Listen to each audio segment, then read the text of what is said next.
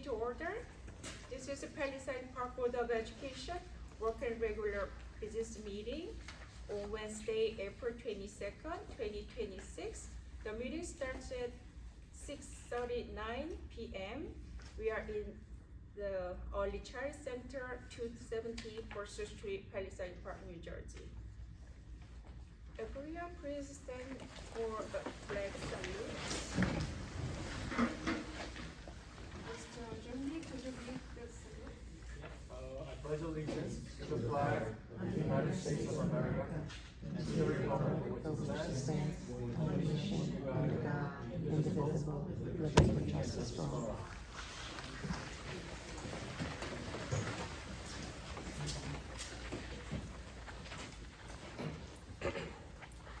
Roll call, please. Ms. Sucha, present. Ms. Soo-Young Park, Present. Ms. Boyoung Yoo, Mr. Aaron Park, Present. Mr. Jun Young, Here. Mr. Sergio Kaye, Mr. Ray Park, Ms. In-Gyo Kim, Present. Mr. Justin Jung, Present. Mr. Carl Albano, Present. Mr. Emilio DeAndre, Present. Tyler Jung. Here.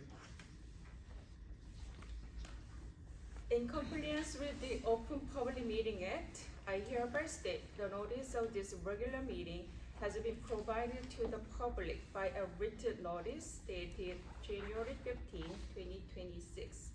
The meeting notice has been emailed to all staff members at the District's 3 school locations, communicated to the record, filed with the Borough Clerk of Palisades Park, and posted on district websites.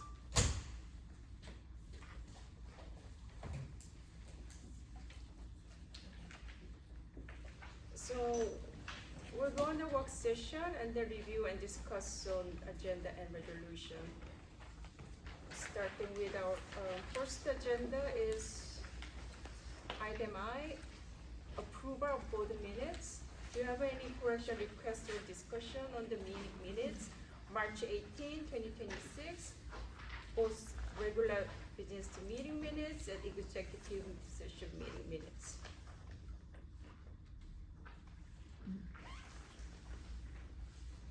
Any questions? No? Then building and grounds, we have a lot of requests for use of school facility and grounds for this meeting tonight. I'll read. Number 1, PTA school dances. It's for 3 days for each building. And number 2, New Mercy Palisades Church for their service and gathering events. They are requesting 4 days. Number 3, Garden State Candle Alliance. And also they are requesting 2 days. 1 and 2. Number 4, are Germanos Northeast Fast Pitch Vipers. Number 5, Palisades Park Education Association for annual movie night. Number 6, Recreation Department for their yoga class.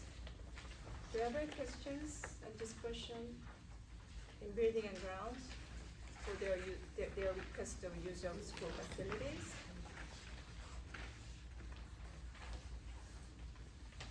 If not, next education is Soo-Young Park.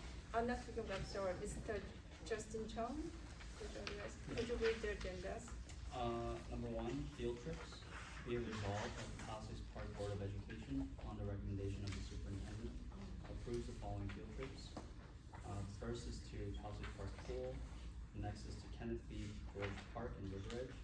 The next is to Mill Creek Marsh, Litchfield, New Jersey, for Environmental Club. Next is Wagara Field in Hawthorne, New Jersey. The next is to Palisades Park Swim Club. The next is the Korea Society and Let's Meet Korean Restaurant for the Korean Honor Society. The next is New World Stages for the Hawthorne High School Drama Club. The next is Bolero Fairlawn for the 3rd grade. The last is Van Shawn Park Zoo for grade 4. Number 2 is for the calendar 2026-2027 school year. Be it resolved that the Palisades Park Board of Education, on the recommendation of the superintendent, approves the district calendar for the 2026-2027 school year. Thank you. Do you have any questions? In education, like all the bridge trips and the calendar for 2026-2027 school year? Alright, so next, finance, Mr. Chung Lim. Yep, today there's 18 consent agendas, so the first, there's two of them is passed on to I think next month. So the first one is staff member visitation workshops for, professional visitation workshops for 3 members. So, Number 2 is approval of the April bill list. Number 3 is approval of March payroll. Number 4, student activities account. Number 5, secretary's financial reports, February 2026. Number 6, ratification of board secretary's monthly certification. Budgetary line items, status, February 2026. Number 7 is transfers, February 26. Number 8 is treasurer's report, October 2025. 9 is donation acceptance. 10 is donation acceptance from the PAD project. Number 9 is Garden State Kendo. Number 11 is approval of vendor presentation for ECC parent grant. Number 12 and 13 is passed for next, skipping those, right? we're skipping number 12 and number 13. Yep. And number 14 is approval of, to advertise for bidding. Number 15 is approval of special meeting for the 26-27 budget adoption. 6, I guess it's 14, right? 14 is preschool education aid budget planning workbook. 15 is approval and acceptance of audit corrective action plan 2025. If I could, I'd just like, as formal, I like to make sure that I ask the question, are there any questions on the audit? So it can be reflected in the minutes in case there are questions that come back. So I just ask, are there any questions on the corrective action plan that must be implemented? And if none, that's fine also. Just wanted on record that it was open. Thank you. Number 16 is approval of semi-action plan 2026-27. Number 17 is approval agreement with Mine Spring Development Service. 18 is out-of-district contracts. 18 again. Thank you. Members, so do you have any questions in finance?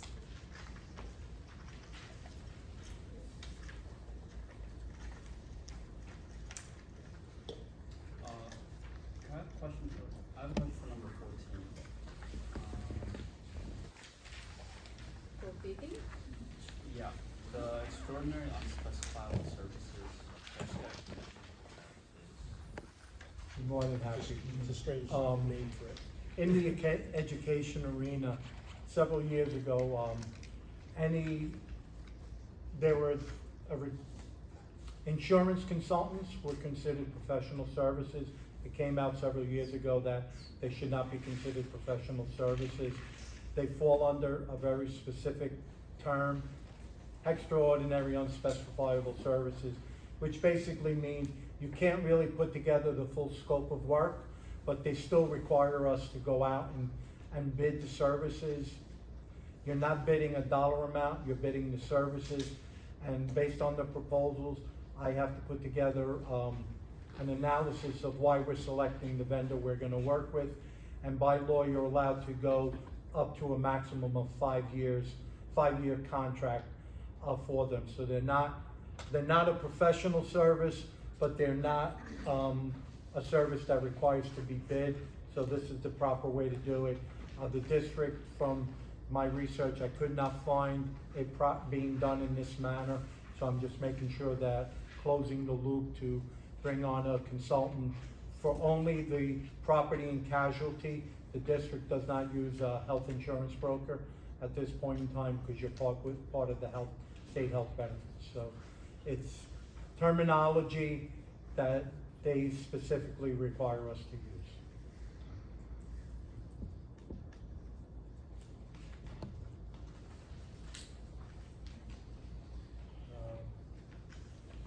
What is this approval of the semi-action plan?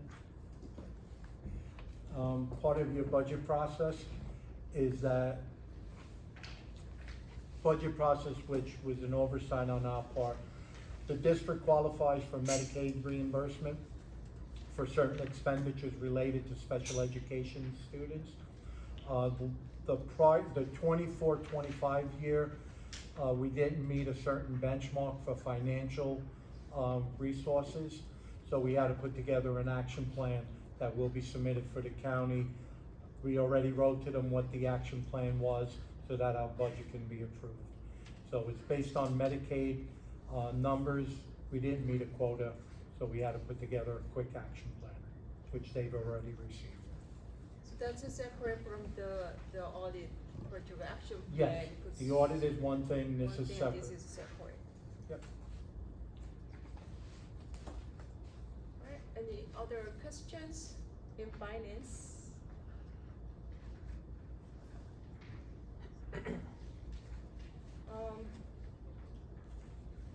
Corrective action plan and. Yes, Because I think I gave a former administration the same question I think last year too. Because there's ongoing repetitive action recommendations coming up from 2024, 2023. Is there the way that it was corrected in what year, then that's because there's any difficulties to correct? Like, is it? yes, if it wasn't corrected in 23-24, it gets repeated for 24-25. You're required to do the best of your abilities to remedy those issues. Apparently, they were not remedied prior to my arrival. My goal is, getting the audit in a March timeline. I'm gonna do my best to remedy those audit recommendations, but it also depends on the auditor. Some auditors, on repeats, they don't really look at the time from when you received it to the end of the year. So we'll work together with them to the best of our abilities, but as you can see in the documentation, some of the audit recommendations for the 24-25 have already been implemented by the business office. So the goal is to, not gonna guarantee no audit recommendation being the next auditor. I never believed in writing audits where people said everything was perfect in the world we live in, but to minimize the number for next year.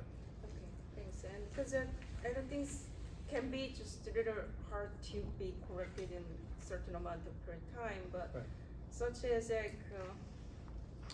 position control roster found the inconsistencies between payroll record and the general ledger accounts to where wages are posted and position control roster, and this kind of things for me is not difficult for us to be corrected, right?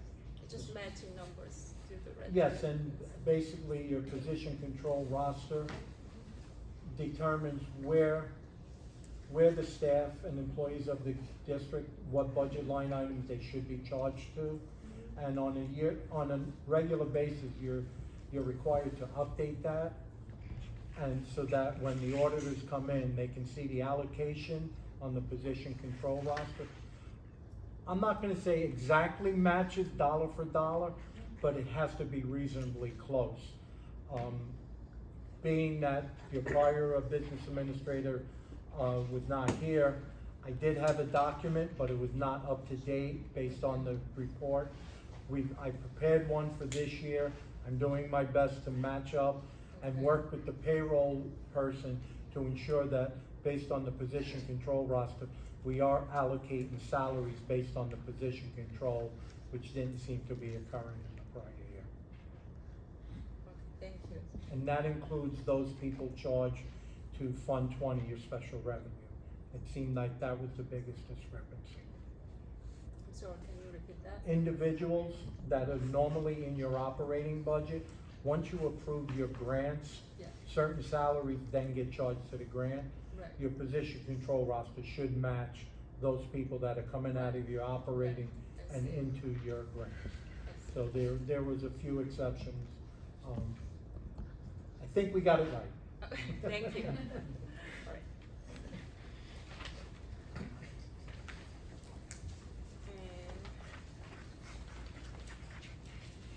And any other questions in finance? If not, next is personnel. Ms. Sukyung Park, would you read the Personnel. resolutions? And number one, resignation of staff. We have 4 staffs. Number two, reassignment of leave replacement to long-term substitute. Number three, home instructions teachers. We have 3 staffs. Number four, ECC Parents Night on May 13. Number five, Lindbergh School Multilingual Parents Night, May 7th. And number 6, retirement of staff. We have 2 staffs. Thank you. Do you have a questions in personnel? Any discussion? Okay, then, all right, so the other committees, we don't have it for us today. For, it could be new business, or it could be unfinished business. I have some agendas and like subjects that I want to just put them in the floor for our discussion. How, because I need to collect your opinions and advice or whatever, how you feel about. It's because it took more like consultation after the audit too, but many of you were not here in 2024. I'll just brief you for what we have done regarding the tax levy and the audit and the numbers in our tax portion.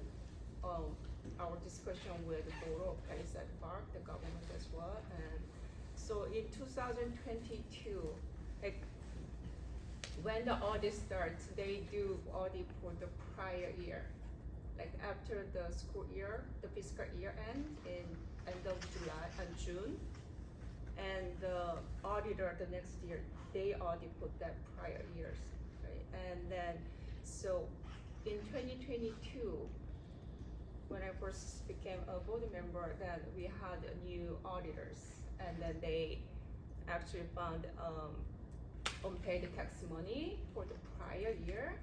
So that was like almost $54,000 around, and then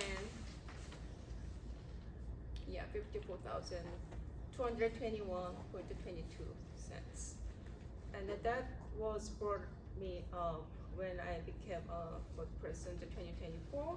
So we kind of see that underpaid tax money was paid back to the school district. It wasn't, so we did send an email request of correction and explanation or payments back to school district, to the board, but we wasn't really successful in discussion.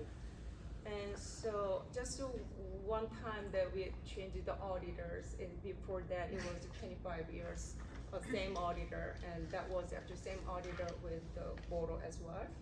So the auditor was doing the school district and then also board of Palisades at the same time together too.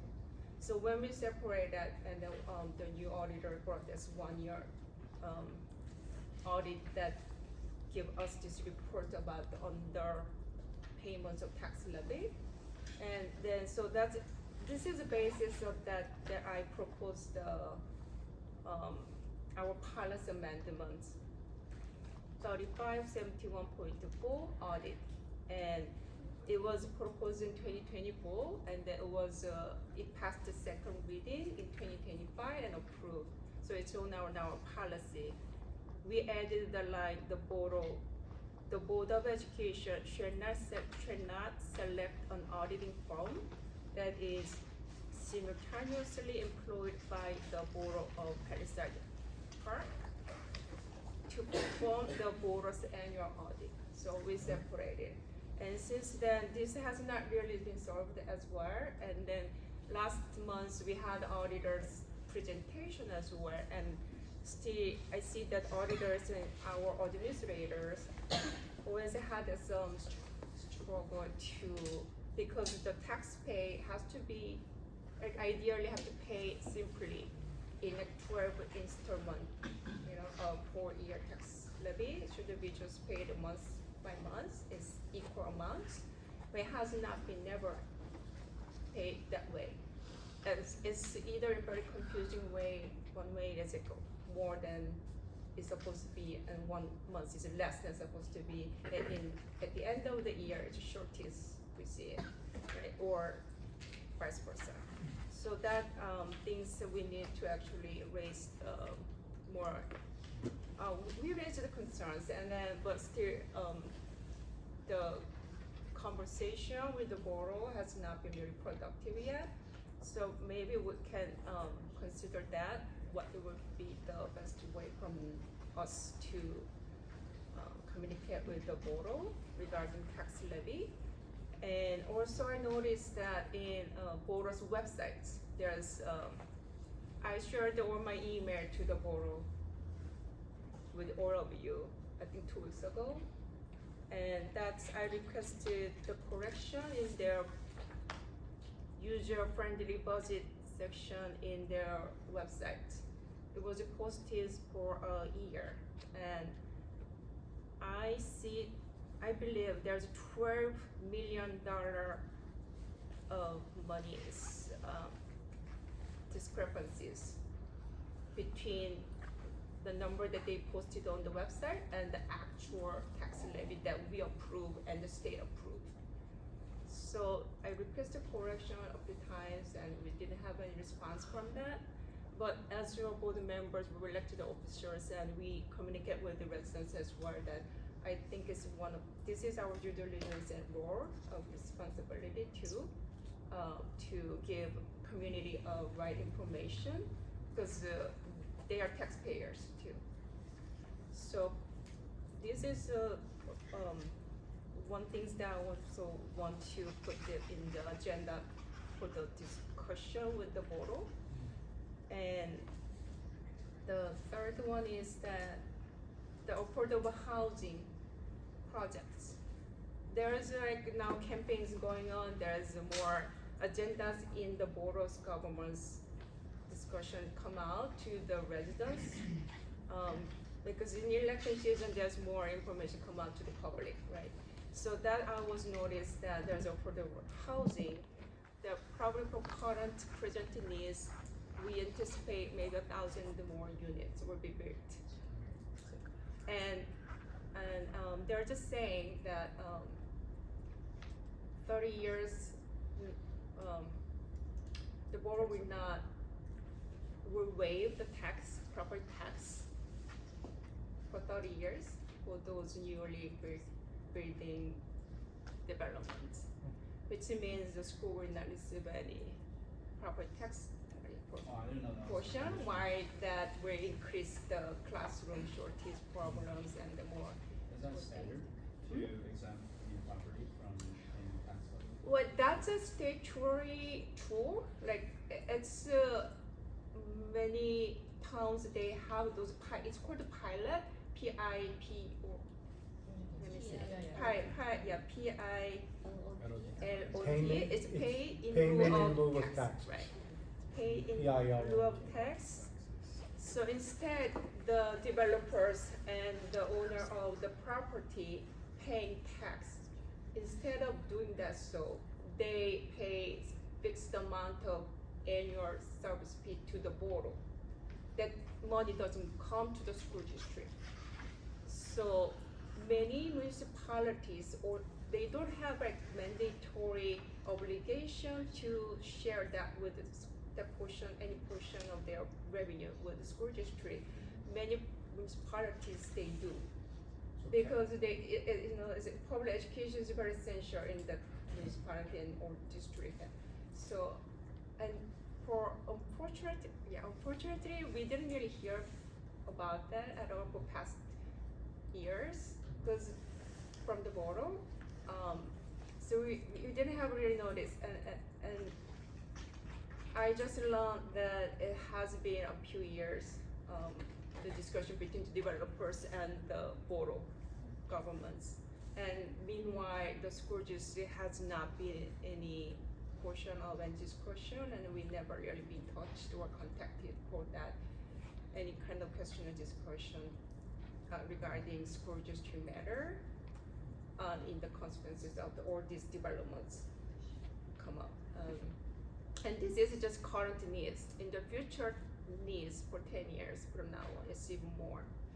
So I think we need to raise concern as a school board members. And I just want to collect your opinions as well and discuss with you too. Because we never just spoke about it and discussed in the board meeting. I actually didn't know detail about, and I'll request more details now on. But anybody who want to be in part of the discussion with the board, welcome. And or we also have to give the person or me consent to speak on behalf of the board as well too. What do you think?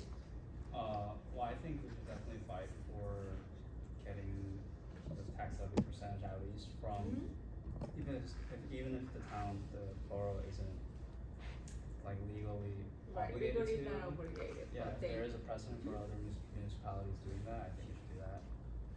Because as a resident, like hearing about those developments, I was only like kind of okay with it, thinking about like, okay, maybe they would contribute to the school system through their taxes anyways.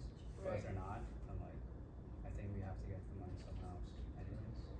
Yes, agree. And I hear that Mr. Cotley did that share there are some revenues with the school district as well. And Mr. Mander, who couldn't make the meeting tonight, but where he lives, they also share almost 30% of their revenue with the school district as well too. That's a pretty common practice with in other towns too. And we just didn't raise because we didn't know about never been shared any information. So. Wait, so there's been a deficit like every year that the borough hasn't paid to the school district? No, from now on, because they are almost in the end of the agreement with the builders and the developers now. But And once they're, because I don't know about the detail of agreements, I never really had a chance to look up, and I don't know whether I had to do Oprah in order to get that agreements process or agreements or detail, but I can bring the issue of our concerns from the school board and school district, and the people doing so. I'm just asking you how you feel about. Do you have any opinions and what the things that we have to do? Can we ask the town to give us like concrete, like, you know, what is our percentage? Is there any percentage? Can we find out 100%? Let's start from there, from that point. And if we need funding for more kids, and we're gonna have to have more teachers, more kids, and we need the funding for that. So let's see if we can ask for that share. If that's Yeah. No. Hopefully people they finalize all the agreements with developers. I think they've been in the lawsuit with 8 developers. But and almost then. I think recently they had a planning board meeting where they approved one of the bigger projects on Grand Right. Avenue that would bring in a lot of residents. And I feel like they should at least provide somewhat of like a prediction for how many students like this would increase, and then Right. like we would have to. There's a adjust it tool from to that. calculate, I think it's 1.5 students per unit, but not There sure, is but there's a a- tool, there's just a estimate tool. 1.5, yeah, for a unit. And, Sue, if I, Yeah. if I could add, what I've seen happen is that boroughs would provide, if they're considering a new project, provide an impact study to the district. So details, for example, of how many units, how many are 1-bedroom, 2-bedroom versus 3-bedroom can help, and there are ways to predict how many students or school-age children may be living in the new development. For example, if it's senior housing, it's likely that there would be no children. Therefore, maybe there is an argument to be made that, okay, we don't need to contribute school taxes because we only have seniors and no children. However, if this development will have students, and we do have challenges with space, I think maybe just gathering those facts, as June said, would be at least helpful in the start of a discussion, just to know how many variations of, how many square feet per unit, how many bedrooms is helpful. Thank you. Yeah, because we need to get more information like this within us first, and then we can bring that issue and concern to share with the board as well. So, so back to the second one then. So, please be aware that the user-friendly budget in the board website is not correct. So, right? It says like tax levy for the school year for 2024 is 534,767, but it's supposed to be almost 27 million kind of. So it's a lot more than actual. And so we'll correct it. Well, we need to just discuss and with the board and their financial team. So for the rest parts of the affordable housing discussion, we can bring some legal policy in the closed session because I have Mr. Armando will be speaking with us as well too for our questions and things. Thank you. May I have a motion to close our working? Do you have more questions on these agendas? No. Okay. May I have a motion to close the working session and open regular session? Who made a motion? Aaron?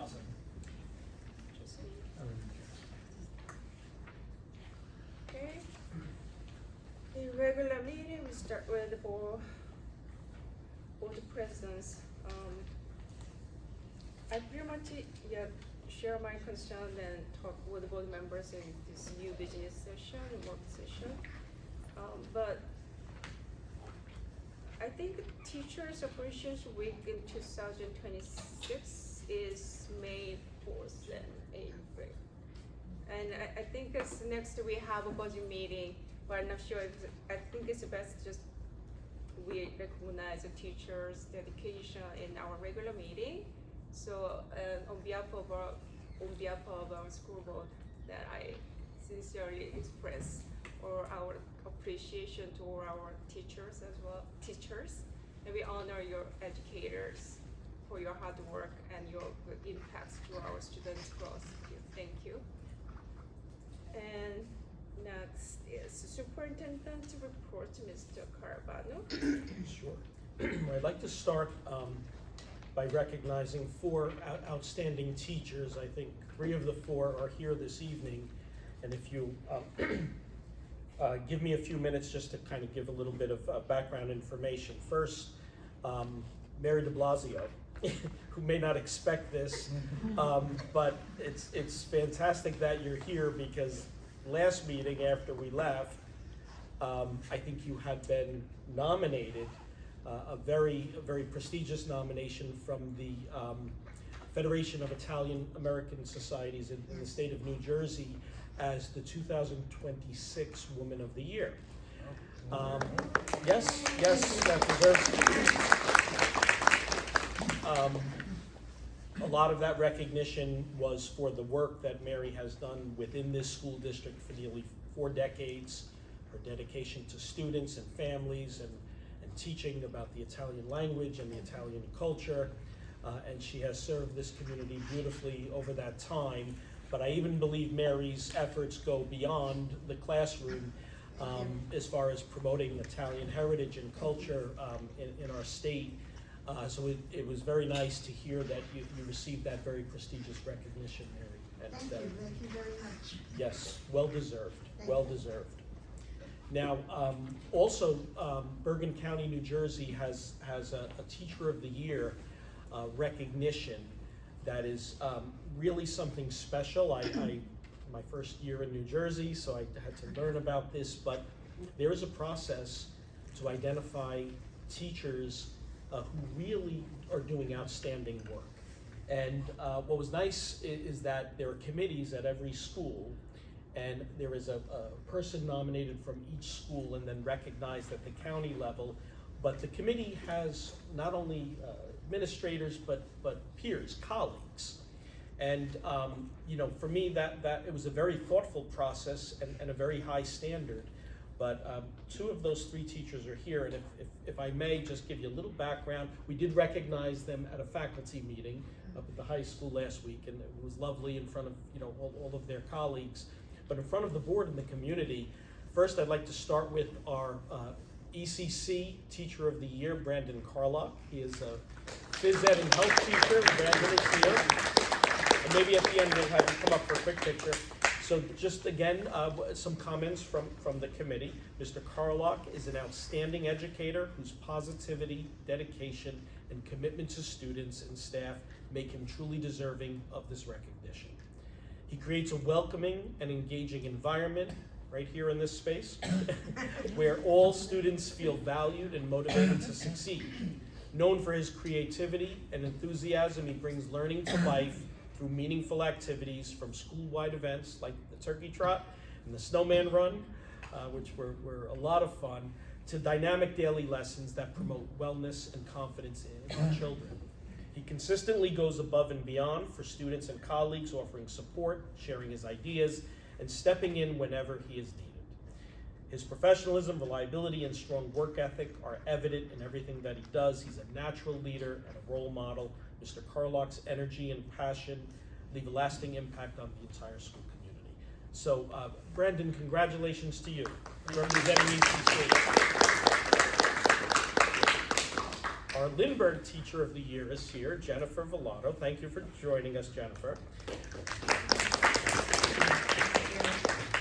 So, Jen is a valued member of the district, a vital resource, particularly in her work supporting multilingual learners and leading the NJSLA after-school program.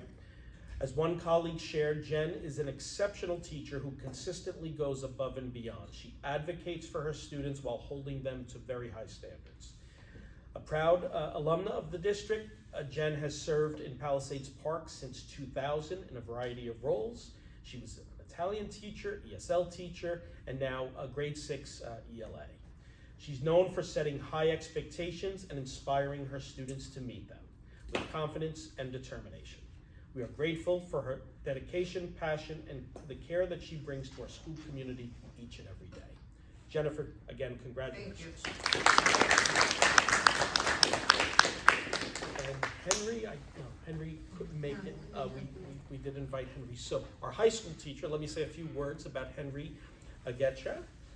Mr. Agecha, who began teaching at the high school in 2008, is highly respected and valued member of the high school community and the entire community.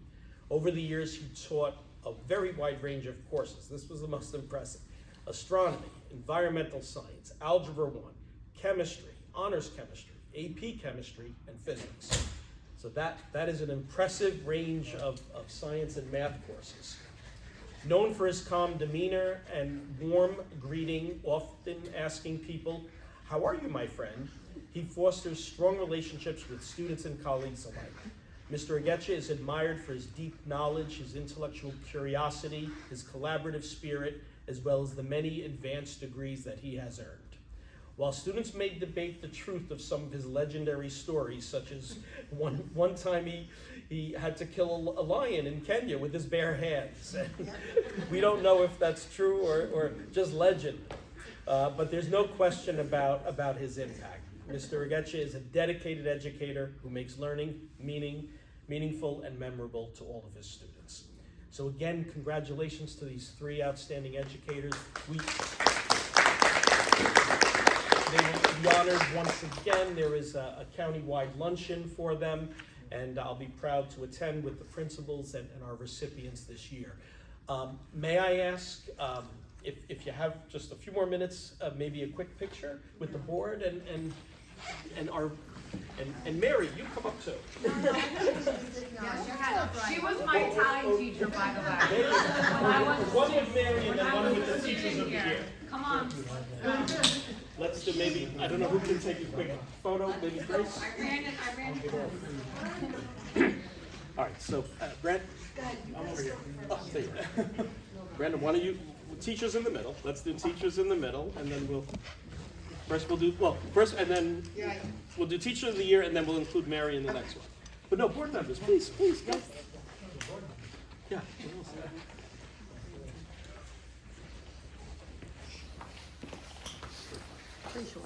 Tyler, your honorary board member. Tyler was one of ours, right? Thank you. Congratulations. Oh, 감사합니다.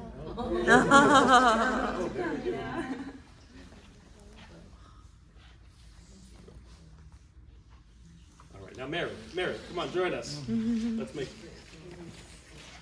Mari. Yep.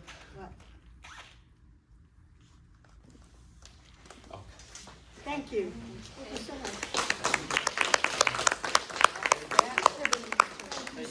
Thank you.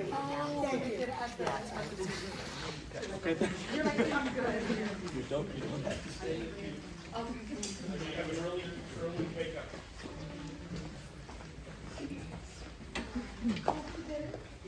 All right. Thank you to our audience for allowing that recognition. I think it's important. Just one additional update for the board. Well, actually, I'll give two updates. One also, I see some parents in the audience. Our high school did send out a message, just a reminder to parents. There was an incident of sharing of something maybe inappropriate via cell phones, but it happened outside of school.